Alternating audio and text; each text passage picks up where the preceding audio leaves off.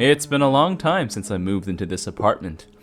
Picked up that damn note from the tenant before me and unlocked a world of demon window cleaners and vile, rat-like creatures that live in the communal lift. If you don't know me, my name is Kat, and months ago I found myself living in a home filled with unusual occurrences. You can start over here in the playlist if you want to know more.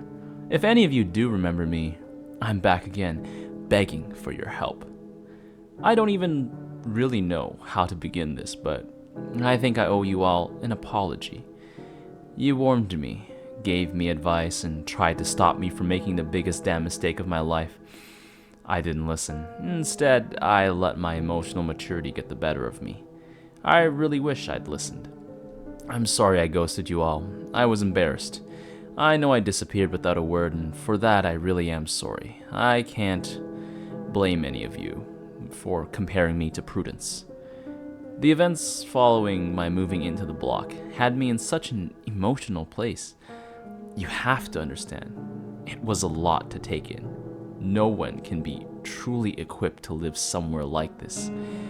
It was bound to catch up to me eventually. The months since I last updated you have been hellish, and now I've found myself in further trouble. It wasn't long after my last post that I caught Jamie. I enticed him into the flat with cat food left out by the door. I ran the risk of being mauled alive by the remaining lift creatures to capture my monstrosity of a boyfriend. He was smaller than I thought. I was expecting him to be much larger than Lila because of the age difference, but he wasn't. Maybe as big as a large dog. Something I missed about Jamie more than anything was his once huge stature, an odd quality to consider. I know, but he was 6'3", and his cuddles felt like the safest place I'd ever been. Looking at the small, deformed humanoid creature hunched over, crunching on cat biscuits with its sharp, jagged teeth tucked under a grotesque, rodent nose made me feel sick. I instantly knew that I'd made a mistake, that the love of my life was gone for good, but that thing had Jamie's eyes. They were unmistakable. Suddenly, Prudence's need to keep Lila around made sense. I could see an entire life in those eyes that had been ripped away from me, and I was too selfish to let it go. I suppose in that respect I'm exactly like her. Exactly what you all think. A monster. I fashioned a place to keep him hidden in the large built-in wardrobe of our bedroom. It wasn't like Lila's cage was. Cold and restrictive. It had space, lights, and photos of us before everything happened. It was like a walk-in wardrobe. Ironically, it was something that originally attracted me to the flat. The only similarity to Lila's tiny cage was the large padlock that secured it. I tried everything to bring that little piece of Jamie left inside the creature out. I really did. I sat with him for hours, talking about our lives, reminiscing, and trying to feed him his favorite meals. He would make awful, raspy noises when I spoke to him at first, grunting and wheezing as if he were struggling to breathe. I received more than a few bites and scratches, and he refused to eat anything that I gave him, opting for scraps instead. I thought about killing him. A lot. It's a position I never thought I'd be in when we were searching for home together, and at some point I realized I considered it daily. I've come close to attempting it more than a few times, but every time I look at those damn eyes, I can't. I'm weak. So I've tried to cope. I've taken the best care of him that I can. I've gotten involved with my neighbors. I babysat Terry's twins twice a week at her place while she slept, and I'm actively involved in the residence committee. I never told anyone what I did aside from all of you. There's only 2 people I feel I could admit my mistake to. One was locked in my wardrobe, whilst the other was seemingly gone forever. Despite this, I kept the garden immaculate in the hope that one day Derek would return and keep me sane. I even managed to revive one of the shrubs that Prudence tried to butcher during her attack, but no matter how much love I gave it, just wouldn't flourish, and the bench remained empty. All this whilst I kept my deepest shame in my bedroom cupboard. Regardless of all the anguish this place has brought me, There's nowhere else in the world I would consider home anymore. I've never felt more connected to a place in my life. So, I've stayed. I've coped, and I kept busy. The tower block may be special, and its residents may often live in another world, but we weren't completely immune to the outside. The government lockdown hit us recently, too. With lockdown came the loss of routine as we knew it. The whole building went into chaos, and I was no exception. Being trapped in the flat with him all day undid months' worth of self-distraction and denial in a matter of hours. I'd never been more aware of what an abhorrent thing I'd done than those first few weeks. The other residents were going through their own crises. Terry hadn't slept in weeks. We FaceTimed regularly, and I missed her and the kids terribly. Every time I spoke to her, she looked awful. There was wailing at night, banging at all hours of the day, and a whole building's worth of inhabitants struggling. When they deemed window cleaning non-essential, it sent that particular pest into chaos. He still appeared on the balconies, but instead of the relentless niceties, he just scratched desperately at the window. I tried not to open the curtains, and I finally got around to buying a few months ago. I couldn't take his pleading eyes. The residents' committee tried to put things in place to keep the block going. We were running Zoom meetings, and a number of us started collecting essentials for the elderly and vulnerable residents of our floors, having socially distanced chats with them from the corridor as we drop off. To be honest, it was as much a lifeline for me as the elderly residents. Anything to get out of the flat, away from him. I was allocated 3 residents from my floor, living in flats 48, 51, and 43. Percy and Sylvia lived in flat 43. They're next door to me, and generally very pleasant. Sylvia has breathing problems, so they had to isolate. They're older but very independent. Most of the time, they just needed a few essentials and didn't want to chat.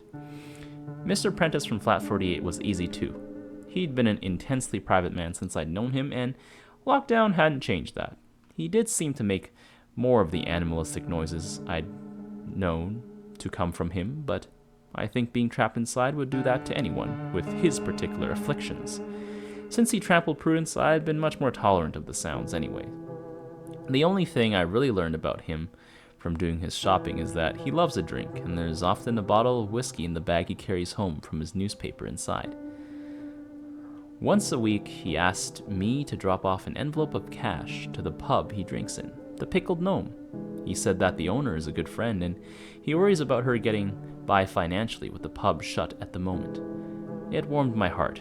He's such a lovely man. Flat 51 was different from the other two. I had never met the occupant, despite having lived here for almost a year now. I'd seen a young man going in and out occasionally, but he never stayed long. The flat was occupied by Miss Esther Beckman, a blind elderly widow. The man visiting her was her son, who had his own profoundly disabled child and couldn't support his mother through the pandemic. The first time I knocked on her door, I was nervous. I wasn't sure why. I just felt uncomfortable trying to help someone I knew nothing about. I knocked and stood back. It took a few moments for Miss Beckman to answer. Esther had wild, grayed hair. She hadn't cut it like most older ladies tend to.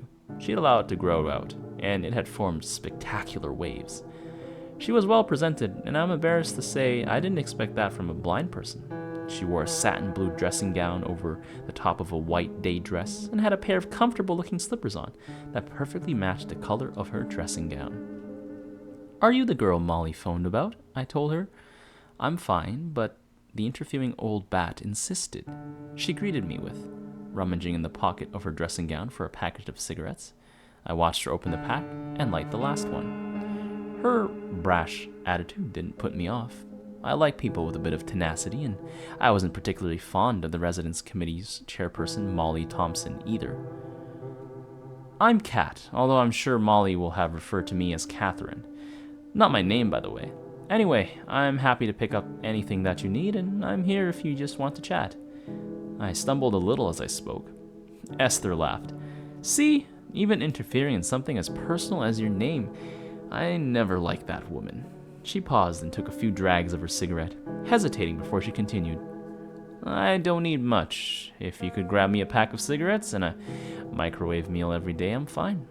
I don't like to ask, but my son can't come, and without a smoke, I think I'd go potty."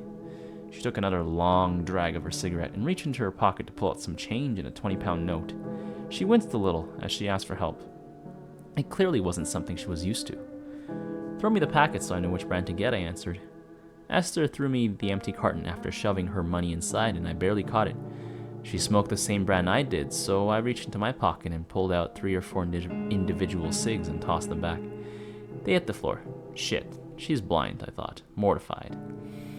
"There's a few cigs on the floor in front of you. Sorry, I didn't think, but they're the same as yours. They should keep you going until I get back."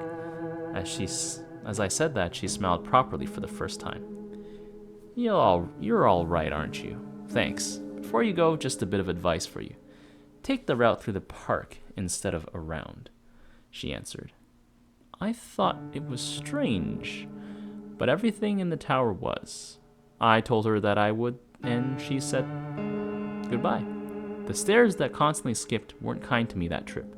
The 7 flights became 18, and by the time I reached the bottom, my thighs were burning. I exited the building and thought about Esther's suggestion. The route around the park was quicker, but I decided a pleasant wander through the trees would only keep me away from Jamie for longer, so without any hesitation, I took her advice. My legs were sore from the stairs, but it was a beautiful day. About halfway through the park, I heard a loud crash and the screeching of car tires, followed by screaming. I sped up, and when I finally reached the exit, I turned the corner towards the shop and the source of the noise. It was utter carnage. A car had slammed into a motorbike at a zebra crossing and caused a devastating accident. Crowds gathered with multiple people on the phone to emergency services. I was shaken entering the shop. I couldn't stop thinking about the poor people involved in the crash. Esther's words echoed in my mind as I thought about the fact that I had taken the usual route. I would have probably been crossing at the crash site as it was happening. The realization that Miss Beckman's suggestion had saved my life sent my mind into overdrive. I know that many of you think I learned nothing from my experiences moving into the block, but I did learn that there are no coincidences here. She had known exactly what was going to happen. I left the shop and chose to go back through the park. I was leaving nothing to chance, but it frustrated me that I couldn't get back home quicker. When I reached the building, I flung the main door open and started to climb the stairs. They must have sensed my urgency because they only made me climb 4 flights this time. I stared at the numbers on the flat door. 51. Why had I never met her before? Why had she been hiding in her flat? I placed the shopping bag close to the door, rapped hard on it with knuckles, and shouted, "Miss Beckman." A few moments passed. I knocked again. "Give me a chance to open the door, Kat, and please, it's Essie, or would you prefer I called you Catherine?" She opened the door and replied, scoffing as she said Catherine. "How did you know?" I demanded. "Know what?" "You know what? You saved my life. The crash." "I didn't save your life. I knew that if you walked around the park, you'd be in trouble. I had no idea there would be a crash. I just made a suggestion. You saved your own life when you took it," she said flippantly. "So you can see the future?" I asked, desperate for answers.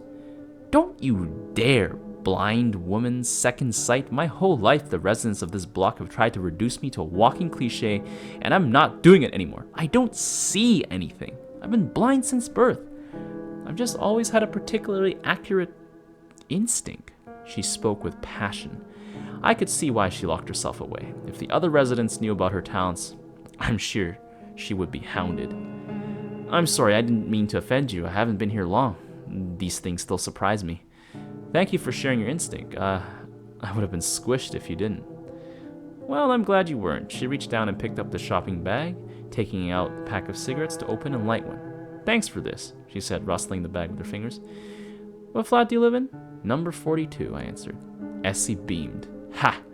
I overheard someone saying that the old witch was dead, but I wasn't sure I believed them. I thought Prudence Hemmings would ride out a nuclear apocalypse like the cockroach that she was." I cringed at the sound of her name. I try not to think about her too much, or what she put me through. I try to focus on what I love about the block. Essie could tell she struck a nerve. "Did I hit a sore point?" she continued, noting my discomfort. I wasn't a fan of Prudence either. The idea of her coming back with cockroach antennae in the night will keep me awake now, I answered, trying to lighten the mood. You're funny. If antenna would have benefited that woman, she'd have done anything to grow them. It's nice to have some young blood in this place. It was all starting to get a bit old and stale. Take care, Kat. We said our goodbyes and she closed the door. That night, I thought about Essie. I imagined introducing her to the twins. I was sure she would love them, and I thought of trying to get her involved in the block again when all this was over. It made me smile. Unfortunately, my happy thoughts were soon interrupted by Jamie. I sat on my bed with a cup of tea and could hear him from the cupboard, scratching and wheezing. I went and opened it up to stroke him a few times. Saliva dripped from his sharp teeth down his deformed jaw. It disgusted me. I shut my eyes and tried to imagine my once gorgeous boyfriend, arms around me on the mattress on the floor of the flat for the one night that we got to spend here together. I wished every day to go back to that, but it would never happen. When I opened my eyes, there he was, that monster. I got close to Essie over those first few weeks. I got her cigarettes and a microwave meal every day, and we chatted at the door. After a few days, I was taking my morning cup of tea to sit in the corridor and talk to her. I started making enough food for two so that she could have something home-cooked. She hated my lasagna, but she was grateful. She had lost her husband young, not long after she had her son, and never dated again. Her life was fascinating. She'd spent years as a social worker before she retired. She said that her instinct helped her give great advice to her clients, and she'd managed to help a lot of people out of bad situations. Essie may have been older, but she was full of life. I asked her why I never saw her, why she never came to committee meetings or got involved. As I suspected, she'd grown sick of the whole block hounding her for predictions about their lives. She told me that once Molly had begged her to tell her the gender of her unborn grandchild before the child's mother had found out so that she could hold it over her. It sounded like it got intense. People were offering to pay for the winning lottery numbers or the bank details of Bill Gates. They didn't want to listen when she tried to tell them that that wasn't how it worked, so she kept a distance. Saw her son, and that was about it. It made me sad. I vowed that even after this lockdown was over, I was going to keep spending time with Essie. I didn't want to think of anyone holed up at home all the time without anyone to talk to. I told Terry about her, and she remembered Essie being friends with her parents while she was growing up. Terry told me she'd be a resident forever. I dropped Essie's shopping at the door and sat down in the corridor to chat as usual one afternoon. We spoke about music and her love of jazz. It was pleasant. Just before I left, she stopped me and told me that she had an instinct that she needed to tell me about. It was unusual. She didn't like to share them, and I didn't like to pester, but she insisted it was important. Kat, one of your friends needs help. You need to know that it is possible. It won't be easy, but if you look hard enough, you will find a way. That was all she said. She claimed it was all she knew, but I think Essie liked to hold things back sometimes. Either way, it was cryptic and confusing. I lamented her for it. That's all you're giving me? What am I supposed to do with that? I quizzed her. Haven't got a fucking clue, she replied, lighting yet another cigarette. I got an instinct and I told you. What more do you want? There's others in this block that would kill for one of Essie Beckman's famous instincts. She laughed and flipped her hair mockingly. I sat in the corridor outside hers for a while, even after she closed the door. I thought about what her instinct could mean. When I finally gathered up the stomach to enter my flat, I thought about Jamie. What if it meant I could help him? What if what I'd done was reversible? What if there was hope? Or maybe it meant that killing him really was the only way I could help him, and if I looked at myself hard enough, I'd finally find the strength to follow through. I struggled to sleep that night despite trying to go to bed early. Every scratch, wheeze, and gasp from the cupboard sent me to bolt upright, and it took until just after 1 a.m. before I finally drifted off. When I woke up in the morning, I had 5 missed calls from Terry, 2 from 3 a.m. and 3 from that morning. My heart dropped. The kids. I knew Ellie had been going through a stage of trying to get out of the flat, and I was terrified something had happened to her. I could barely hold the phone as I dialed back. Thankfully, she answered quickly. Terry, are you okay? What's happened? Are the kids okay? I practically screamed at her down the microphone. Kat, I'm fine. We're fine, but I have to tell you something. Terry was serious. She was never serious. What is it? Last night, Ellie got out. She made it all the way up to your floor to try and visit you, and by the time I caught up with her, as I was about to march her downstairs, I spotted something. It's Miss Beckman, Kat. She was walking into the lift. Her words cut into my soul. I let out a gentle sob. I'm sorry, Kat. I tried to stop her. I screamed her name, but she didn't turn. She just walked in. I couldn't do any more. I had Ellie there, and when I checked the time, it was 2:15. I'm so sorry. And that's where this predicament begins, in an ironically similar place to before, with me mourning the loss of a loved one to the lift.